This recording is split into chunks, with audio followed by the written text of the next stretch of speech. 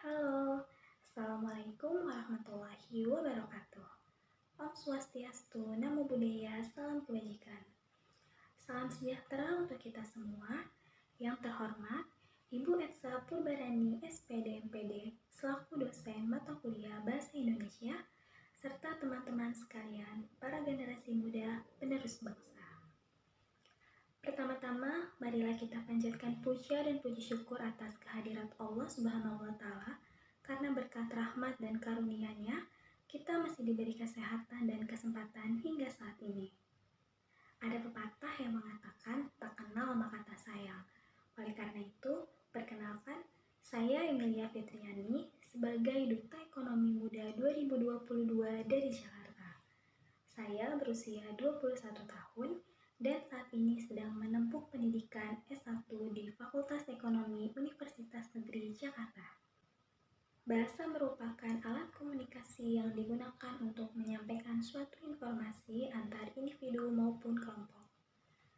Agar tidak terjadi kendala dalam berkomunikasi, maka dibutuhkan bahasa yang mudah dipahami bersama.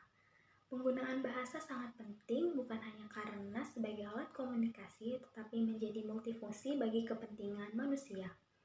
Bahasa bisa juga disebut sebagai identitas suatu negara. Di Indonesia sendiri menggunakan bahasa Indonesia sebagai bahasa nasional yang berfungsi sebagai bahasa persatuan dan lambang identitas nasional.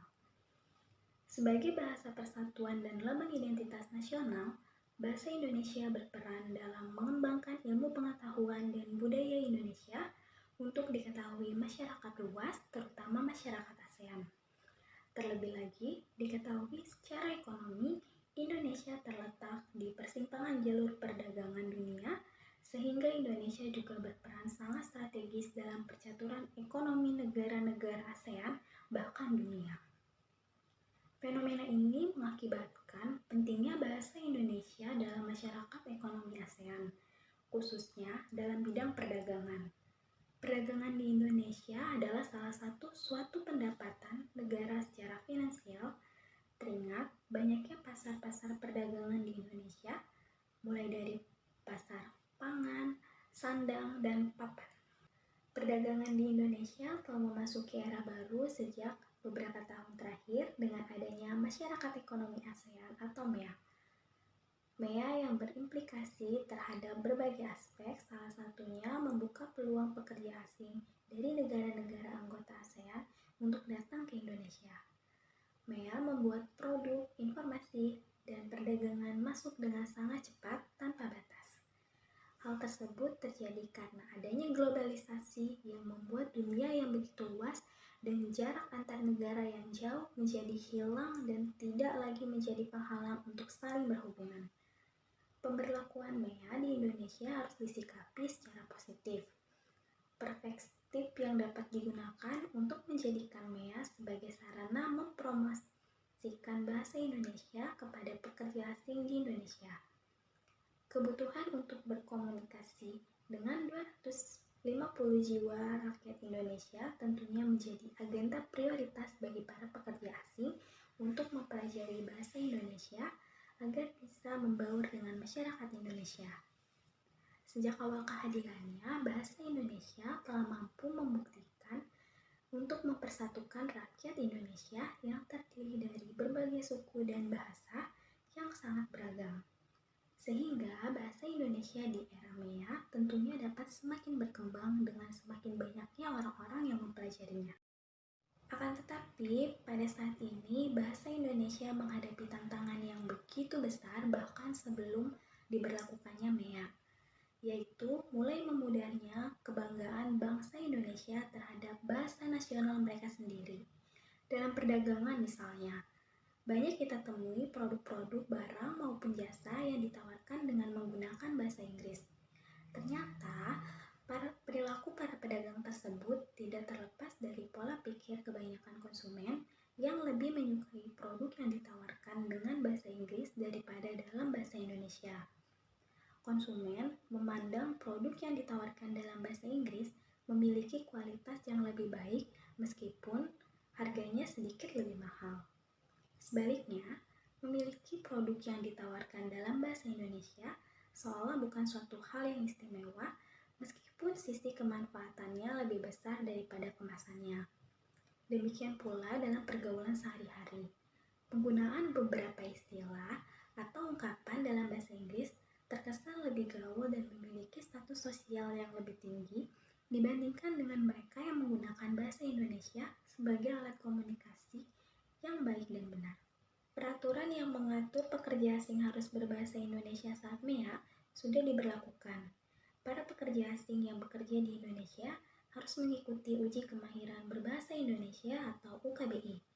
UKBI sangat penting dilakukan untuk pengembangan bahasa Indonesia ke depannya.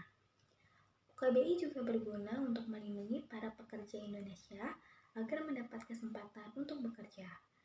Kebijakan ini perlu didukung secara penuh oleh pemerintah agar visi bahasa Indonesia sebagai bahasa internasional dapat terintegrasi saat MEA. Pemerintah Indonesia juga harus bisa meningkatkan kondisi perekonomian negara agar tidak kalah bersaing dengan negara-negara lain.